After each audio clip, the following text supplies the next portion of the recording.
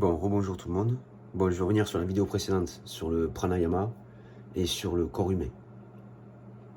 Sachant que les sages vont dire que le divin existe dans l'oxygène, dans l'air en fait, plus dans l'air.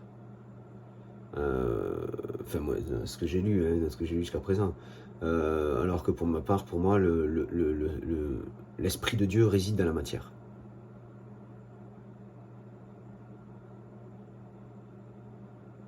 Je laisse bien réfléchir sur le sujet.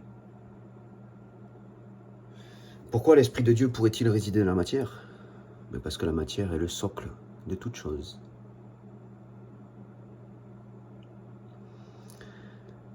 L'oxygène, au final, ça reste une nourriture. Bien que sans elle, on ne puisse pas vivre, c'est quand même la matière qui a donné naissance à cet oxygène. Pour quelle raison la matière a-t-elle donné naissance à un oxygène? Pour ensuite, derrière, la matière elle-même a-t-elle reforgé un corps en accord avec cet oxygène? Le véhicule et sa nourriture.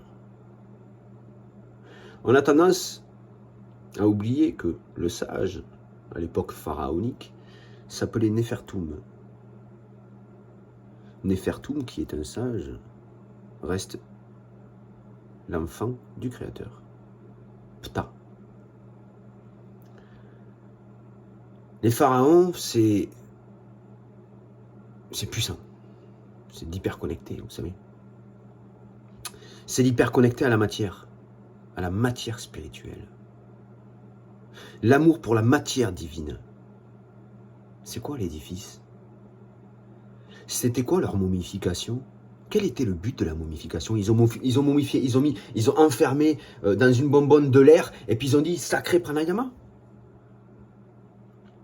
Ou ils ont momifié un corps pour dire sacré édifice? Je reconnais que l'oxygène est important, mais l'oxygène reste une nourriture. Et quand on est dans la sagesse, on reste dans ce principe d'oxygène.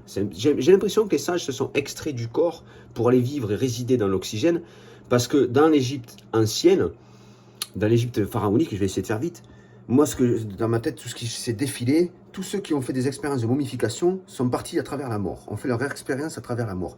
Et dans ce voyage à travers la mort, ils ont pu aller jusqu'à une certaine distance, dans ce grand tout, mais en marche arrière. Quand vous êtes à la mort, vous êtes censé revenir jusqu'à l'unité, jusqu'au principe divin, jusqu'au principe de Dieu.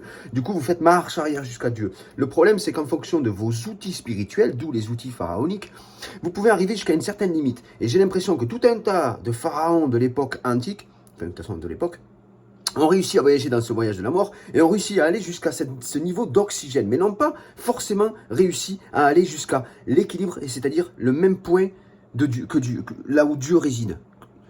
Pour aller au même point que là où Dieu réside, il faut l'équilibre parfait. Il faut la vérité en toute chose, puisque Dieu, c'est la vérité de toute chose. Il faut être vraiment à l'équilibre, il faut être en accord avec cette pure vérité, qui est la pierre, la matière, la roche, le minéral. Mon esprit, et je le sais, j'en ai la certitude, et puis j'ai fait cette expérience, je le sais, depuis que je fais mon expérience spirituelle. Non seulement je me suis vu à l'intérieur de mon corps éclairé avec une bougie, mon intérieur, comme si je voyais des hiéroglyphes de partout. Ça, c'est une expérience qui est hors norme, hein. Je l'ai lu nulle part. Comment j'aurais pu vivre cette expérience-là? Donc déjà, j'ai vécu quelque chose de pharaonique. Et en plus, comment se fait-il que j'ai eu une vision aussi où je me voyais enfermé dans la matière, enfermé dans le minéral, comme si mon esprit avait vécu cette expérience enfermé dans le minéral, en accord avec le principe de la création. Comment ça se fait?